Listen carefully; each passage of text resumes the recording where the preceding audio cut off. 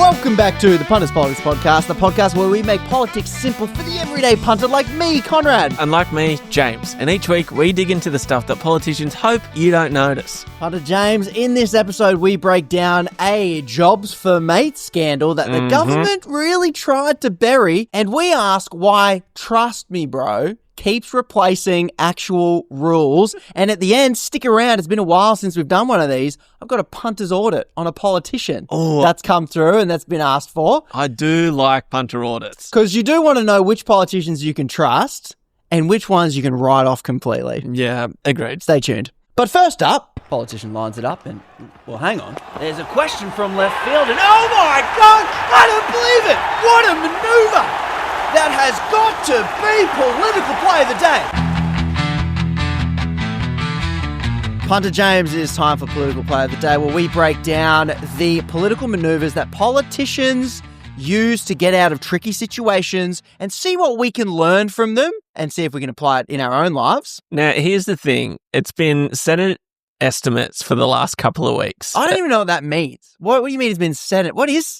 It's just a time of the year where they do this thing called Senate estimate? Okay, so the actual government, this is how we keep checks and balances on what they're doing. So it's part of the budget, but the Senate, so the upper house, interviews essentially the government ministers, which are in cabinet, and they make sure that they're spending money appropriately. Now, can we just pause to appreciate this boring piece of brilliance for our democracy? Now, it is boring, but it is essential. If I was a teacher in school still, this is the nerd out where the teacher gets really excited about something super boring and the kids are like, oh, who gives a shit? For sure. But honestly, we have a government that makes decisions. Yes. Then we have a whole other separate chamber where they scrutinize the people that made the decisions, which in a democracy and bureaucracy, it's actually the best bit of bureaucracy. Yes. It stops power-hungry politicians doing whatever they want and getting away with it. Yeah, that's right. It helps make it a little bit harder. And I think the other really cool thing about... really cool, yeah. That's what you think that like... Sorry, I think the other thing to note is that...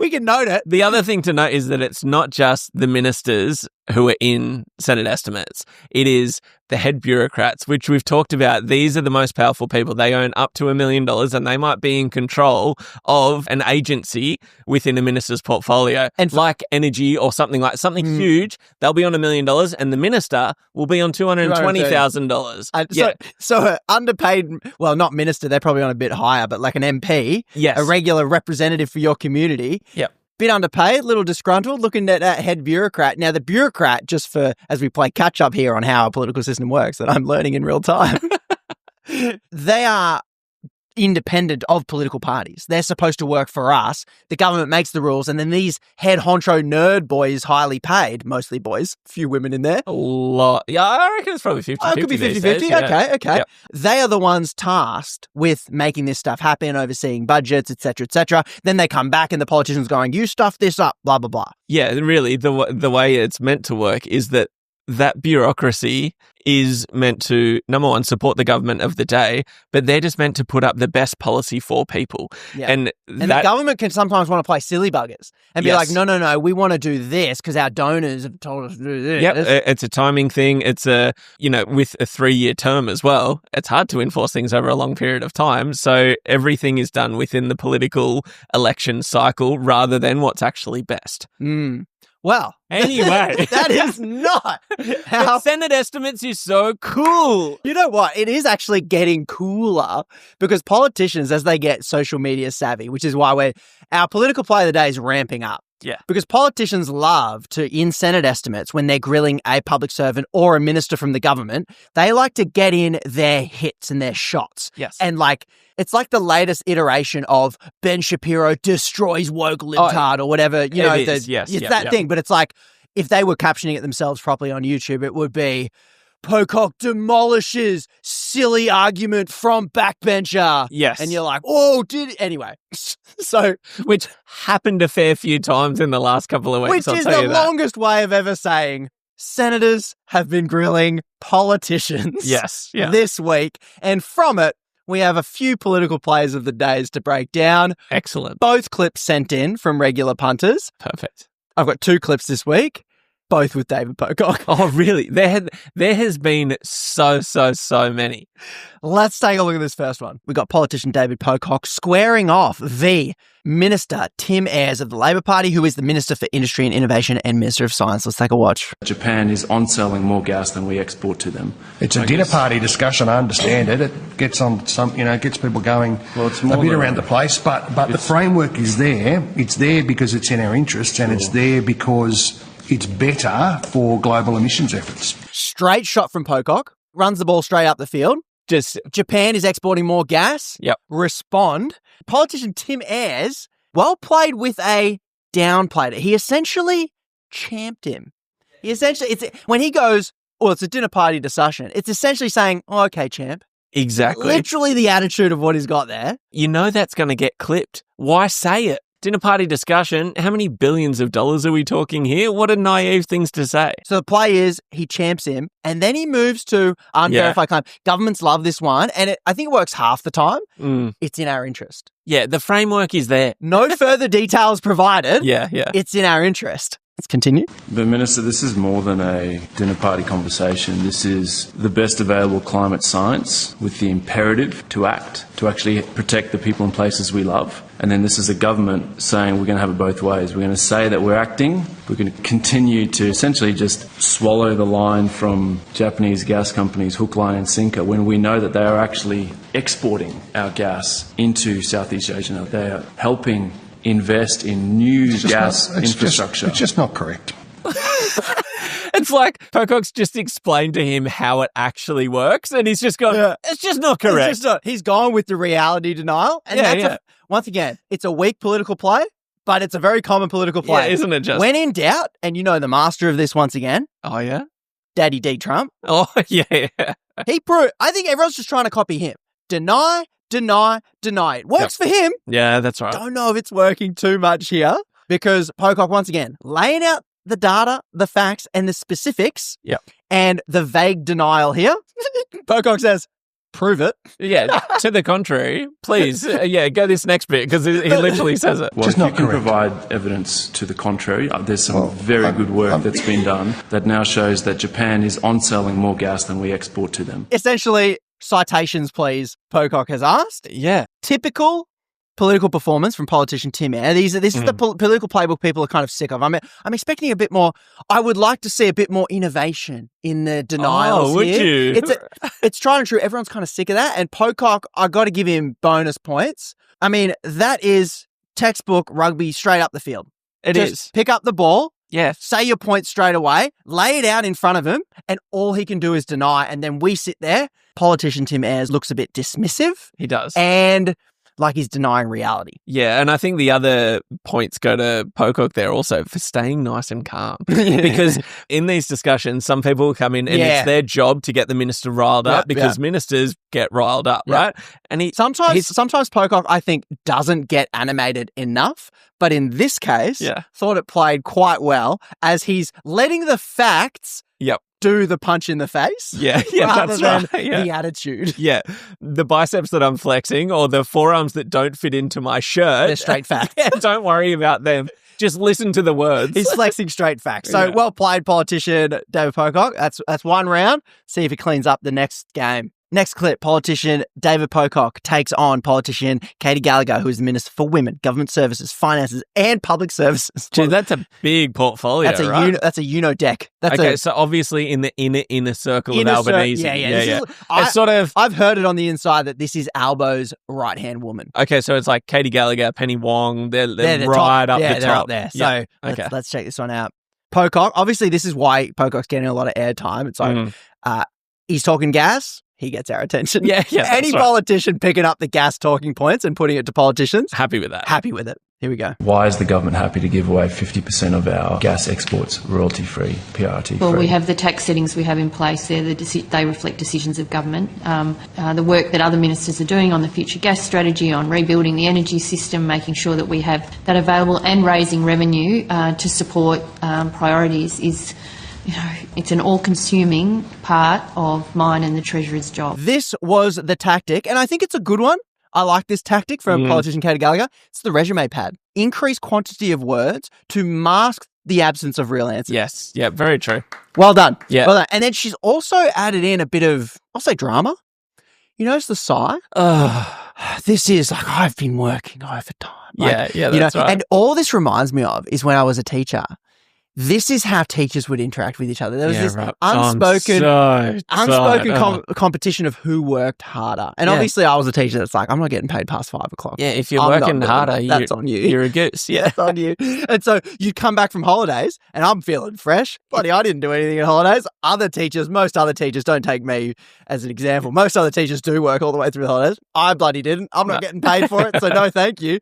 I come back and I'm like, oh, I have a good holiday. And their answer is always, oh, what holiday? So much marking. Oh, so much marking. Then I had English, then I got HSC things to prepare for, and then I had to tutor a few other students who are falling behind. That's the resume pad. Yeah. And it's a good tactic I think you can use at home. I have actually used it quite a few times. I don't know if you have. My wife comes home from probably a big day, might see me kicking back, playing a bit of PlayStation. Oh, did you clean up the house? I could just say, I've cleaned the kitchen. Doesn't sound that good, does it? No. I'll say, oh, well, I mopped the floors, vacuumed, mate, wiped down the bench, got that pot that had all the stuff soaked in it. I did that. Yeah, which you unsoaked just the said. Dishwasher. You clean the kitchen. Yeah. Anyway, all I'm saying is there's plenty to learn from politician Katie Gallagher. Well played. Yeah, I think the other one I noticed in just that first bit is these are the decisions of the government, and that's what ministers will do. They will bit of an arm length distance. Yeah, they hide behind their own government by saying this is a decision of government. Well, that's the classic buck pass. It is, but to a vague entity. Yeah. That is actually her. Yeah, it's you. She's the government. But when you say the government, yes, it's bloody government. Yeah, that's right. But lots of the time as well, I don't think we're going to see it in this one. Yeah. But they will normally say that's not a question for me. That's a question for a minister who has their estimates in the afternoon, and they'll that's be like, a good buck it's, pass. It's real. Should have good. done that one. But I think the buck really stops politician Katie Gallagher. That's why she had to go to the government. Yes. Yeah. Just on a side note here, my comment on Pocock's post here. Oh yeah. Almost 7,000 likes. Holy dooly. Not bad. That's a couple. Not bad. Let's continue. Seems like a pretty easy win here if we actually said that these natural resources belong to all Australians. You can export and make a profit, but you actually have to pay for them. Obvious, overwhelming common sense from Pocock there. That's right. Simply laid out. He's laying out the stuff so clearly. Well played. Support both in the parliament and in the public, and yet the government went for the weakest option that was proposed by Treasury to reform PRT. So what's going on here? Why are you putting multinational gas companies' interests and profit ahead of Australians' revenue? I don't accept that. I've got to say, Huge. Masterful setting up with the facts, depersonalizing it with the government. Yep. Because when you personally, I actually use this trick a lot with customer service people. Okay. So if I'm on the phone to Telstra, I know it's not you, but like Telstra. Exactly. I always make sure to not say you guys, because then the operator gets annoyed and takes it personally as if they're Telstra. For sure. So I depersonalize and say, no, well, Telstra has ripped me off for this amount or whatever, or they're not listening. Can you help me? We're on the same team It's here. a brilliant play. It's a brilliant play. We're versing the issue. Yeah, exactly. We're on the same team here. And just straight up there, why is the government putting gas revenue above Australian people? Yeah. Senator Pocock, I don't accept it. We're going to have to rotate the call. She was doing so well. I don't accept it. I don't accept it. She's been backed into a corner masterfully by Pocock. Yep. Her metaphorical arms fold. Yeah. She looks the other way and just refuses reality point blank. Yep. I know that's your view. See, this is why this isn't a good play. When I say to my wife in a scenario, I'm sorry you feel that way. Oh, no. No. Yeah. No. Politics is all about looking good.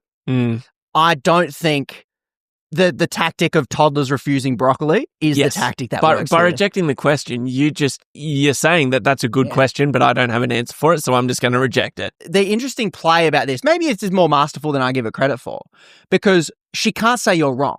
No. He is dead effing right on this thing. So instead of saying you're wrong, maybe there is something to learn from this. You say, I reject the premise, and then hope it sort of moves on, and it had to move on pretty quickly after this. She could just say, I don't think we're putting multinational companies over the everyday punter. And she could have just proof said as that. to why. Yeah, that's right. Yeah. Instead of just rejecting the premise of what he was saying. You just say, she's essentially, I don't think I'm doing that. Yeah. And just not needing to. So I think, once again, round goes to Pocock. Politician Katie Gallagher, a strong fight. It's a strong fight. It is, but maybe the issue with the government at the moment and all these ministers is they're too powerful. They have so much power just to be able to say, I don't like that question, or It's just a dinner party discussion. Like, these are serious, serious issues. And they're just saying, no, not important to me. This is where we're at the limits of what politicians can and can't say. When you are resorting to political maneuvers, we all know the game you're playing is covering for the corporation. Yes. But you can't say that. Yeah. And that's the game. Hey ye, Punter James. What? It is me. No. The grand poobah of the Punter Times. It is me.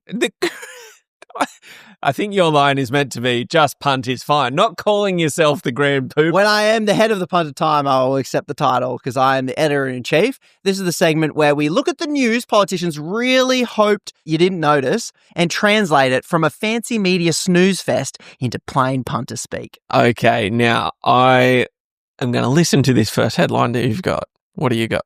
Here's the headline. It's from ABC.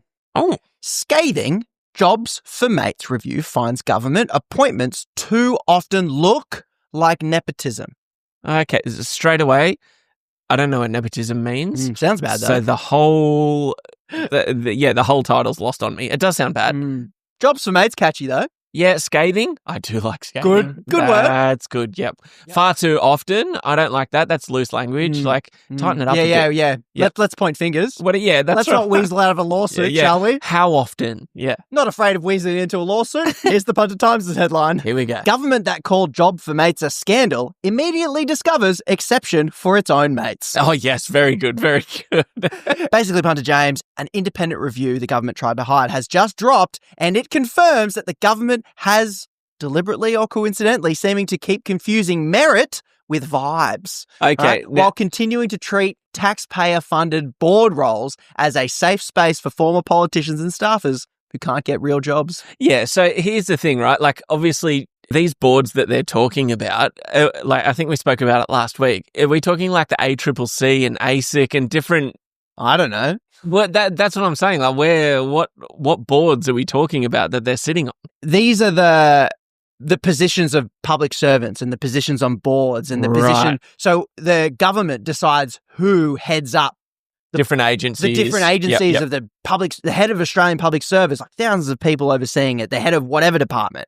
And these are the people that are meant to be independent of party politics because they work for whoever the government is. But they're getting put in by the Labor Party at the moment. But they get appointed by whoever's in power. Yeah, okay. And so this report essentially comes out. And so basically, ministers and the government who's in power right now appoint the public service positions. When Liberals were in power, they abused this something shocking. Okay. And Labor was just indignant about it. This is corruption. How could you do something? This needs to change. And all of a sudden, they get into power. Swing it the other way. What do you do when you're in power? You said you were going to do something, but you just need to not quite do it. What's the one move that you go to first? You do a review. You kick the can. Yep. Labor kicked the can 3.5 years ago. Okay. Dunk. Yep. And then the can came rolling back with our battle we spoke about previously with David Pocock trying to get this report released. Mm-hmm. The Senate was like, release it. Labor's like, no, like, we don't want to release it. It's finally been released. Now we see why they didn't want to release it, because it turns out that, quote, the system as it exists right now that Labor are refusing to change is not fit for purpose and looks like nepotism. Now, nepotism in the other one, when I give you the definition of nepotism, it's going to be way worse sounding than nepotism itself. Oh, okay. Nepotism, we know it's bad. It's like favourable treatment, right? Okay. Giving jobs, power, or special treatment to family members or close mates, not because they're the best person for the job, but because of the personal connections. Yes. That's nepotism. Okay, that's bad. These public servants, they work for us. Would you like the best person to work for public service? Obviously. Or would you like his mate? No, I don't want his mate. No. I want the best person in the role. The qualification just seems to be, were you in the group chat and came for beers on Saturday night? Yeah, that's right. So once again, back to these scandals as to why everyone thinks the government's the same. Because Labor said one thing. Now this review comes out, and it comes out being, oh, guess what, Labor? Pot calling kettle black. You're just as bad as them for appointing your mates and stacking the deck with your political appointments. Now, might be an obvious question, but why does the government want their mates in these roles? Because public service and government kind of like work together, but also kind of push against each other a lot and they can disagree. And the government wants to do something, but public service might come back and say, that's actually a really bad idea. Yep. Here's the objective data that we're employed to find for you. And the government's like, no, this is a political winner. I want you to do it regardless. And they kind of like, and some government service positions hold the government to account. So if the government does something dodgy, there are bodies, nerdy bodies that you've never heard of, that you can appeal to, that they can review a government decision and say, actually, that's anti-constitutional or whatever it is. I don't know. Okay. They can actually hold the government to account. Yep. But if all the people on those boards were appointed by the government of the day, Yes. and All the heads of the public service are also appointed by the government of the day. then when the government of the day says, I want you to do this, they're like, okay, we'll see if we can do it. Like, you've got that kind of rapport, quid pro quo, hidden sort of stuff, lack of independence. Yeah, it's like going to KPMG and telling them what you want the results of the report to be that they're doing for you. Yeah, that's why they use consultancy firms like KPMG to essentially get what they want. Yes. And so if you say to the public, we're going to do a review, and you're taking a big stance, you know that it's just going off to Jeff, and then it's going off to Steve, and then it's coming down to Mary, and then it's coming back to you, and hey, guess what?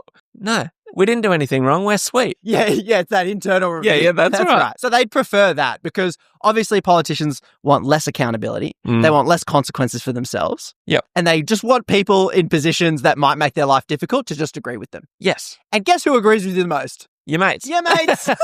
And that's why they get the job. And so the report comes back and exposes all this in much nerdier, boring ways than I've just done. Yeah, I bet. And then it proposes, the best thing about reports, they're not useless, but they are a can kick, delay, distraction. So then the government can stand up when they're getting grilled and say, we've commissioned a report in that. Oh, as soon as the findings come back, then we're going to take action. Oh, we just want the best data available. Pesky when that report returns when you're back in government, isn't it? Yeah.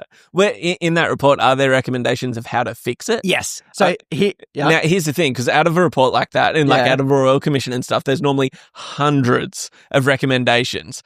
Is there hundreds, or is there just a couple of actual ones that are going to make a difference? Listed here that they said. There's not many of them. Like sometimes they come back with like heaps of them. Yeah. So these are the ones that I came across. Shorter terms for boards and stuff, like 4 years. Okay. So then if you do get a partisan hack in there, he's only there for 4 years. Yeah, that's fair.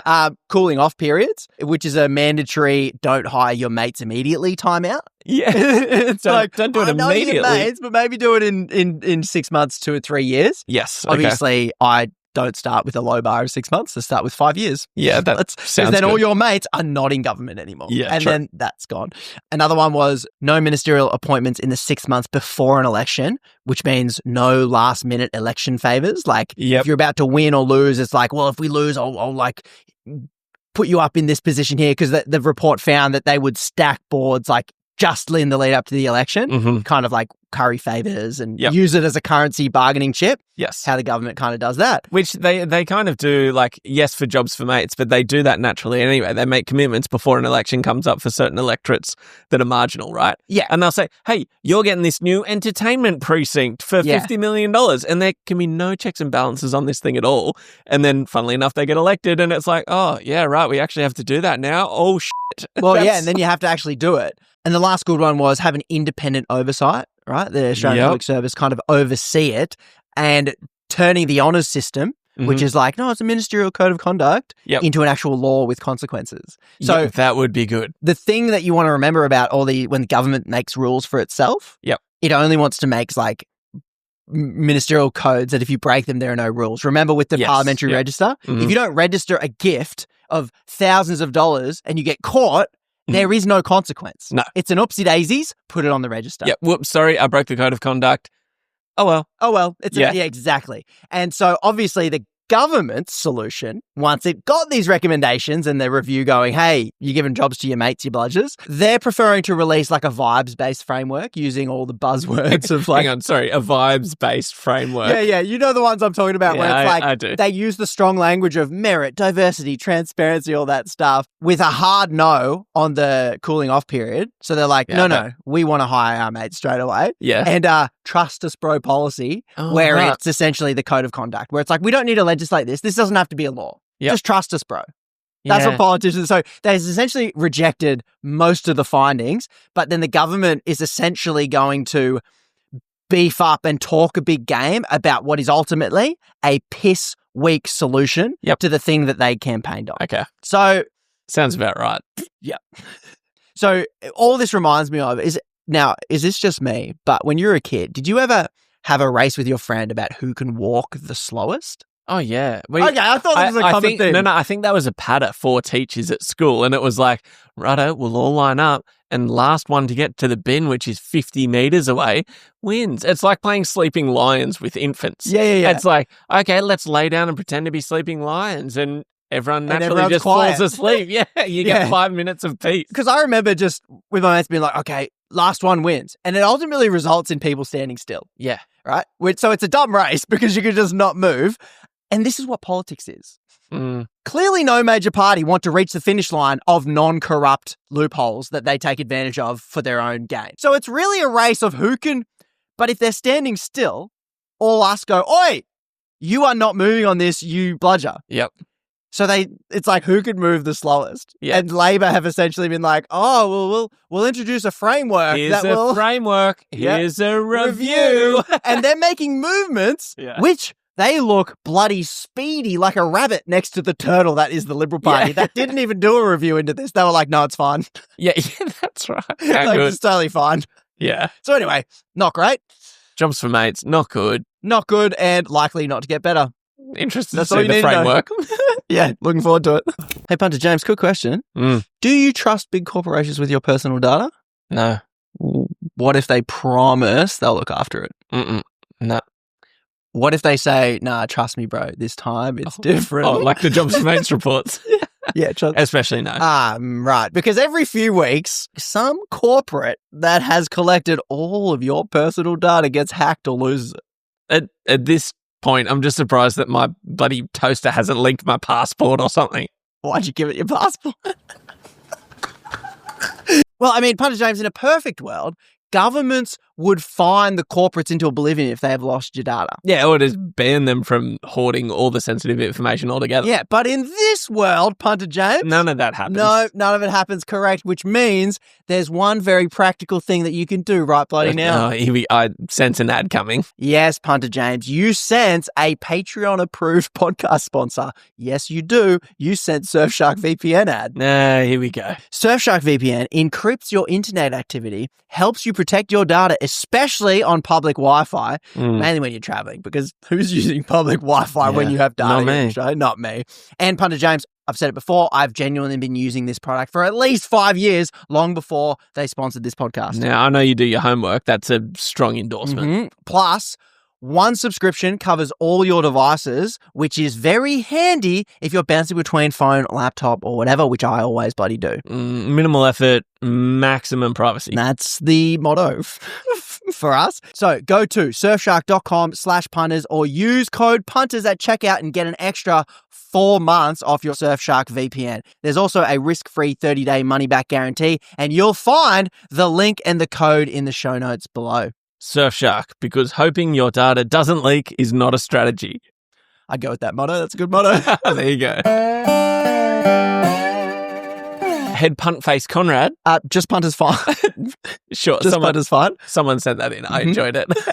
You mentioned at the top of the show that we were going to get into a punter's audit. Now, it's been a while. It's been a long time. We haven't done one, and I'm excited for it. So I would like to know who is getting audited this week. This clip was sent to me a few times this week on the Punters Politics podcast Instagram page. The preferred page to send clips political maneuvers that you would like us to look at. Cool. And this was sent quite a lot with, what do you think about this politician? And the politician is politician Cosplay Canavan. Oh, Matt Canavan? Which we have mentioned on the show before. Yeah, Cosplay Canavan, because he pretends to be a coal mining worker sticking up for the coal miners when he is a Bachelor of Arts in Economics. Yeah, this was the politician. This was the guy getting makeup coal on his face before he did some sort of presser, right? Before he did a presser photo shoot sort of thing. So Cosplay Canavan, it's a great name. It's a great name and I love it. And, when Donald Trump's onto something, it's given nicknames to politicians. We will follow his lead.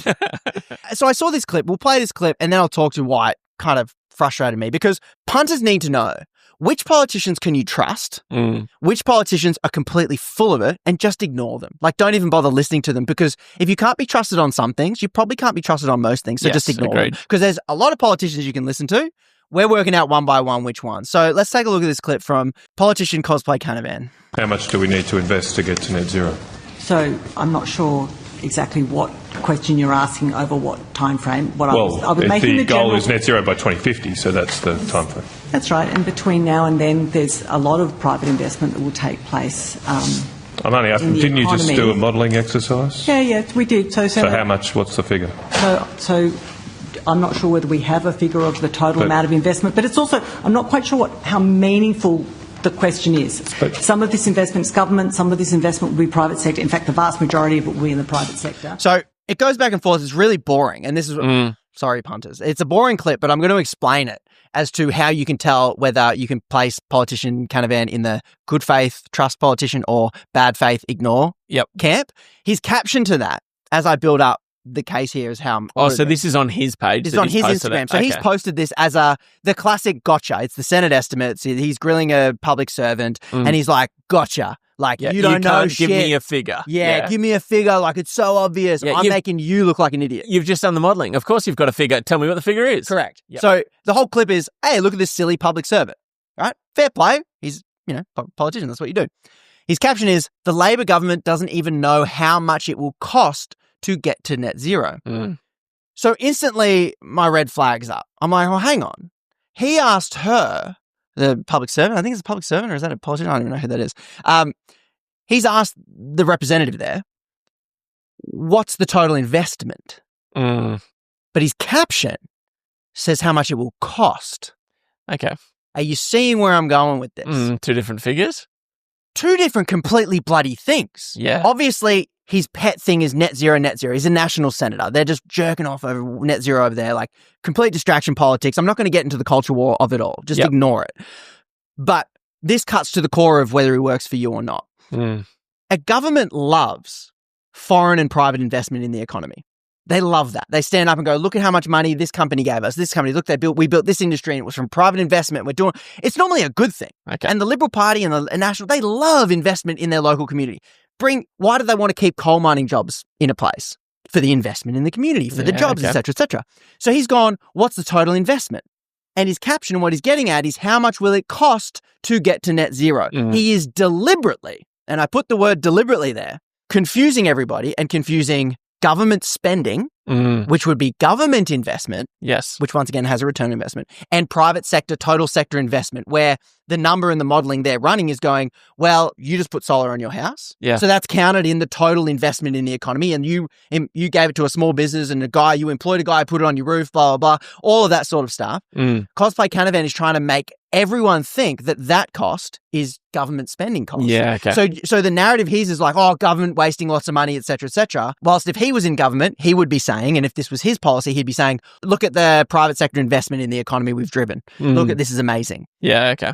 And I just thought that was such a dirty tactic. I got to look up this guy and see what his connections are. Because I'm like, I can't trust this guy. Yeah. So I've gone to, obviously, Michael West, independent journalism. And they've done like a Matthew Canavan sort of revolving door. Oh, he's got an actual profile page. He's got a full-on profile page here. Yeah, wow. So thank you to Michael West. Fantastic follow stuff. and support independent journalism like Michael West. He does the following, the number crunching over here.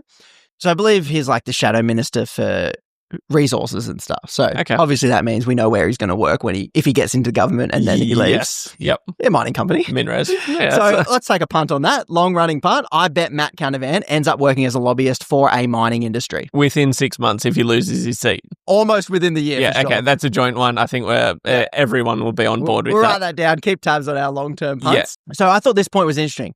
Matthew Canavan's brother, John Canavan, was an executive at Peabody Energy from 2011. Now, I don't know if he's the executive now. He might still be an executive. Can I just remind everybody of the recent tax status of a company like Peabody Energy? $8.6 billion over 3 years of income. Oh, they've done well. 0 taxes paid. Oh, perfect. So the Australian people got nothing of it. And then they recently paid a little bit of tax.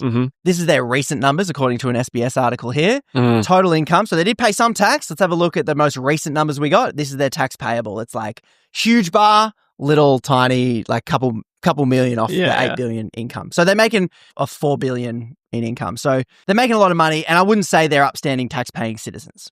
So that's his connections there, his brother's there. Oh, but that's not him. Maybe it's not connected. That's fine. His brother also did a deal where now John Canavan owns 7% interest in a mine. Yeah, okay. In a coal mine, specifically. there's some connections there. And then Canavan, as a National Party senator, is also connected to Mark Vaile, chairman of Whitehaven Coal. Also not a strong tax-paying cartel. Okay. And get this, who's Mark Vaile? Well, he's the chairman of Whitehaven Coal. No, but who was he? Oh, he was previously the Federal Nationals leader and deputy prime minister. A previous deputy prime minister is now an executive at a coal company. So who would have thought? So you tell me, Punter James, why do you think Cosplay Canavan loves coal so much that he puts it on his face? Number one, he wants a job after he loses his seat. And number two... I know someone who can get him that job. It might be your brother. Jobs for mates. Jobs for siblings. Yep. Jobs for family members first, jobs for mates Family second. first, that's what it's all about. Oh, that's gosh. And so anyway, that's the one. So that's thank you, Michael West, for just drawing these connections. I'm not impugning any corrupt behaviour. This is all totally legal. I'm just saying punters should know this when he's like, I love coal, blah, blah, blah, renewables, etc., etc. Other things to keep in mind, just go look at his voting record. Oh, now this is theyvoteforyou.org. I'll just hit some highlights. Okay. Are you surprised, Punter James, to hear that he keeps voting for offshore oil mining? No. Let's be specific about offshore oil mining. When it's drilled offshore, pop quiz, No. how many royalties do we get? Yeah, 0. 0. That's right. On the offshore stuff. Yep. So anyway, of course he's in favour of that. Yep. Would you be surprised to hear that he likes voting for reducing the corporate tax rate? No, but also no. I don't know if you... Gee, from 0 to 0 for the last couple of companies we talked about. Well, that does link with his consistently voting for fossil fuel subsidies, which is a reverse tax. Yeah, that's right. Where we pay them. Yes. Yeah, that's right. Would you be surprised to hear that he's voted for unconventional gas mining, reducing taxes for high-income earners? No. No. He did also vote to reduce taxes for middle-income earners. I'll give him some props for that. Oh, well I'll put some context on that. I don't want to be cherry-picking data here. I want to be as transparent. Would you be shocked to know that he votes against increasing political transparency? No. Would you be shocked to hear that he's voting against increasing restrictions on gambling? No. Just a side note, that one. Yeah, side note. This is the stuff that just doesn't make him look good, like not a guy for the punters. He voted against the Royal Commission into Banking. Not great. Not good person. Well, the Royal Commission into Banking, that came out to have some very bad behaviour of the banks. So if you're the guy going, no, we don't need one, we don't need banks one. are fine. And then the Royal Commission goes ahead and comes out and it's like, oh, actually, like, it's pretty bad. Yeah, they were scamming dead people, old people, children, whatever it was. You know what it also tells me? You don't have a mortgage, Canavan. You're not like the rest of us. Not you like don't the rest get of it. us. You don't get it. He also voted against increasing transparency for big business. Oh, jeez. Surprise, surprise. Against protecting whistleblowers, against reducing air pollution. Who's against reducing air pollution? Yeah, wouldn't want to have clean air. No. Oh, yeah, this also votes against stopping tax avoidance or aggressive tax minimization. Could it be because his brother was an executive of Peabody Energy, which is clearly aggressively tax avoiding? Yeah, they're minimizing it as much as they tax can. minimizing. I don't know which one's the right. legal term. Yeah. Everything's legal. I haven't said anything's illegal. Yeah. And obviously, cuts to it, voted against a resource rent tax. Surprise, surprise. Against capping gas prices. If he had his way, when Russia invaded Ukraine, gas prices went through the freaking roof. Yep, the politician Ed Cusick was mentioning it last week, right? Yeah. Good recall, correct. And he was like, if we didn't do that, your energy prices would have absolutely gone up way higher. Astronomical. And it was already a pretty high ceiling they put in anyway, but they would have gone way higher. So he voted against that. He also voted against creating a federal anti-corruption commission. If you like the sounds of that, he's your politician. Yeah. I'm just saying, for me, my priorities, one, I don't like politicians deliberately deceiving me. And so when I look at, I want to tax foreign bludgers taking our stuff, this guy is not the man to do it. No. He's clearly shown that he's on their team. Big time. Oh, and you can also go to openpolitics.com to see to look at his pecuniary interests. To look at his interests. And he actually doesn't have, I'm not seeing any shareholdings or anything. So, that's not bad unless he's hiding them somehow. I'm not sure how he would. I'm sure it would say a trust. Is there a trust somewhere? Or no, I'm not seeing a trust. Which you know where they get hidden? In his brother's portfolio. Which I'm sure is substantial. But I was looking at these gifts. Ready? Throwback to last week. Guess who also got a $228 meat pack from Hancock agriculture, our lady Gina. That's her Gina's beef company. Beef company that regular punters cannot buy from Coles or Woolies. 228. That's like half a steak for Gina. Yeah. So, all I'm saying is, one, provided a meat pack valued at $228, which was donated. Oh, he donated it. See, that's good. This makes him look like a slightly better guy. He got a meat pack from Hancock Prospecting, which he donated to a meal providing service. Yeah, good on him, but not out of his own wallet. So all I'm saying, I'd like to have a look at which politicians are getting it's like meat Robin packs. Hood, taken from the billionaire, given to the paupers. Well, that's not bad. Like, at least you donate it. That's pretty good. You got to pay props. Yeah, it is. But just one? All right, mate, calm down. Maybe 10. All I'm going to say is, which politicians are getting meat packs from Gina? That's all I'm saying. I've just noticed this. Only the ones on her team. But why do I say politician Cosplay Canavan is deliberately doing this? Because there's also the category of he believes it's the best policy and he believes it's best for the punters. He believes that he really is standing up for the coal miners. Okay. This is why I put him in bad faith category, because he's confusing government public sector investment in an economy which is good to government spending, which can be good or bad depending on what the spending is on. Right. He's worked as an economist for the Productivity Commission. He's been an executive at KPMG. Holy crap, I did not know that. He's been chief of staff to Barnaby Joyce. I guess that's how you rotate into being a politician. Yeah. And he holds a Bachelor of Arts, which you wouldn't know, would you? No, you wouldn't. They're the party that often denigrates the arts degrees, don't they? Yeah, don't they? Bloody woke people with their arts degrees. And a Bachelor of Economics. If anyone knows the difference between what he's confusing, he does. Yes. So he's either somehow got someone else to do his homework whilst getting his degree, and his degree, he got honours. Yeah, okay. So he's a smart punt. And that is a red flag. So he's because some politicians can be dumb, and that's okay. Some politicians can have different views to me, but they believe it. I think that's okay too. Yeah. But politicians that have connections to mining industry, that know economics, and that deliberately push talking points that confuse people, that's bad faith politics. And I believe he has failed the punters audit. Oh, you heard it here first. So I would say, don't collect him as your puntermon in your deck. I would discard as soon as you can. Oh, and anything he says, trade him if you can. Yeah. Anything he says, just ignore it. Like, some of it might be true, some of it might not be true. I just can't trust his motives. Yeah, if you can trust someone sometimes but not other times, you can't trust them, can you? That's what I think. It's So anyway. He wouldn't be in my deck. Nah. I traded years ago. See ya. Wait, you want to shoot the shit? Got a few minutes, I guess. Righto. This is the segment that we normally wrap up episodes with, where we'll just engage with random everyday punters that have commented on Spotify only. Remember, the rule of this segment is once we get to 50 comments, we're cancelling it. No more shoot the shit. Watch yourself, punters. But this week, we are in a good stead. We have 8 comments, so we are sorted at time of recording, that is. Yeah. Number 1, Punter Rory goes, so we know James has a huge house. Wrong. Very astute. Okay, I'll just read the whole thing, and then I have a couple of facts to present to you, Rory. No. Number 1, he goes, so we know James has a huge house, goes out regularly for fancy top-end dinners, and he's always claiming he has to work when invited to his to events. What's his job? Got him! Number 1, not telling. I responded... Can punters comment to... Can punters reply, what do you think James does for a job? I responded... Now... All of those are factually accurate. I know James personally, and you're not going to believe James, is it? Oh, yeah, you can't even see his face. I'm just going to rebut that. I commented straight back away because I was like, hang on. I just said this. You didn't even save it for the segment. No, I didn't because I was outraged. I was like, naughty. This must be a talking point stitch up by Head Punt himself. I just thought. Nope. Okay. Unaffiliated. Now, you can put my comment on there. Head Punt says accurate.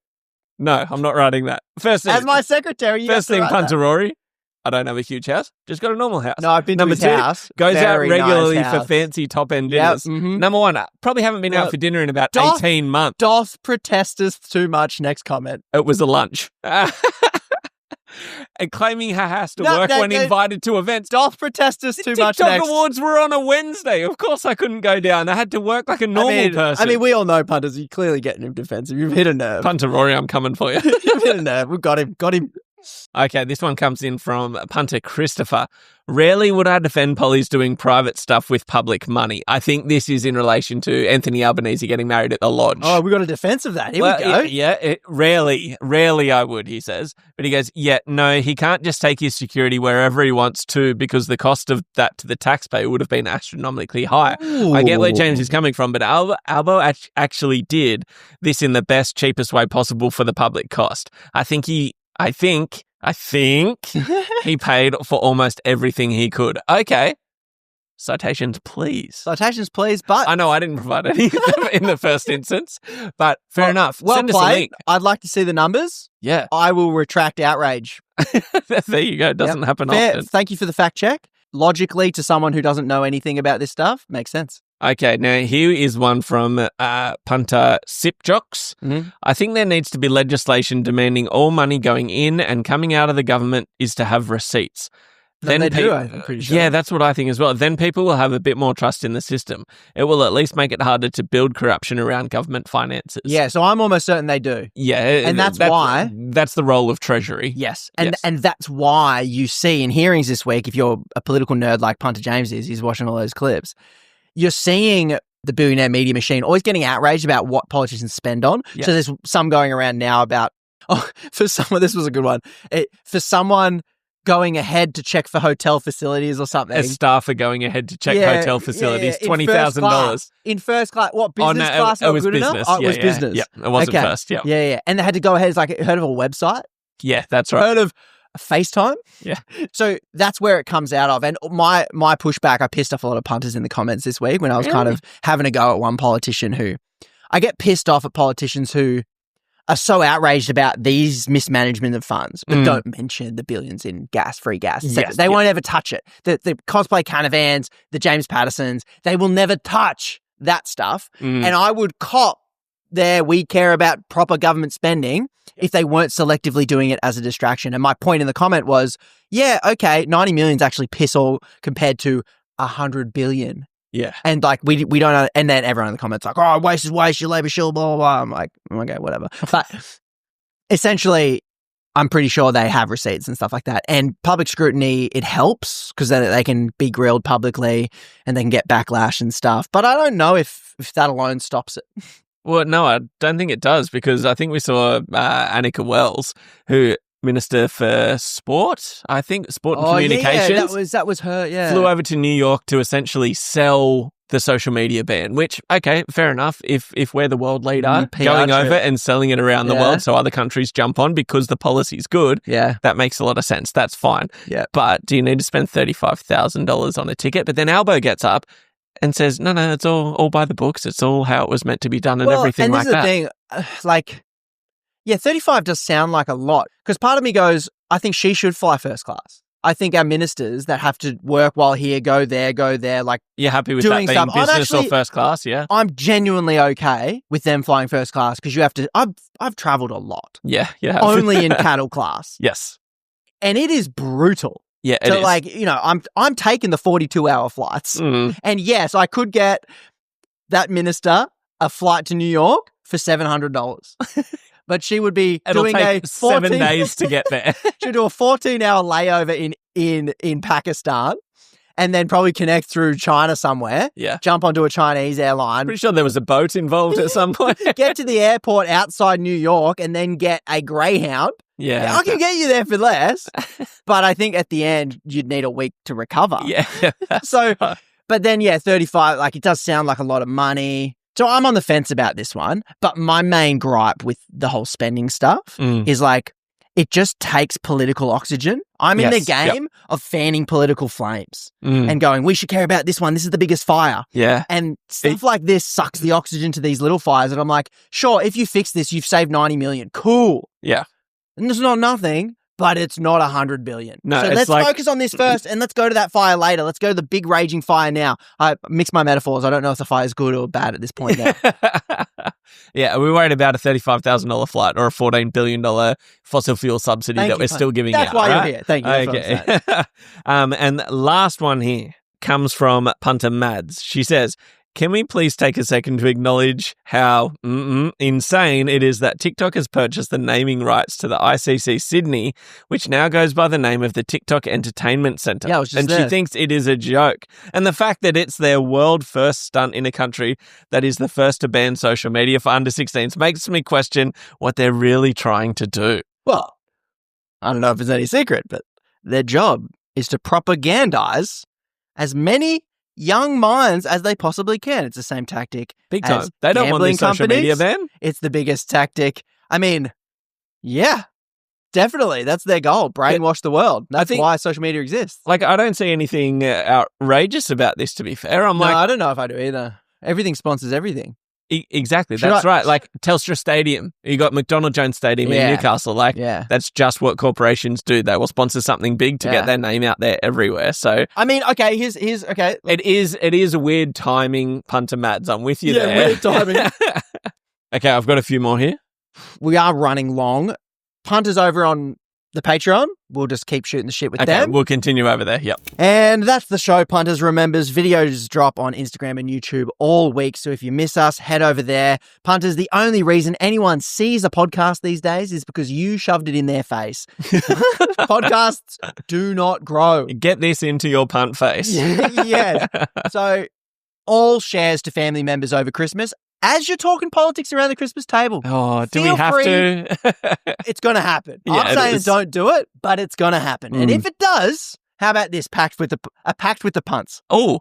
If politics comes up, yeah. One, don't bring it up yourself. But if it comes up inevitably, which it will, you mention the Punters Politics podcast, send them a reel, but more importantly, send them the podcast. Send us a voice note of you selling it at the family Christmas that table. Would be great. Could you covertly? Yeah, that's right. Send us audio recordings of you plugging Punters Politics to your Sky News loving uncle, to your boomer Christmas. parents. Yeah, just send it. We will play it if you can send it. I actually really like Barnaby Joyce. Yeah, great, send it through. Hey, if you have any questions, any show ideas, send them through to oipunter@punterspolitics.com. Power to the punts. Power to the Punters.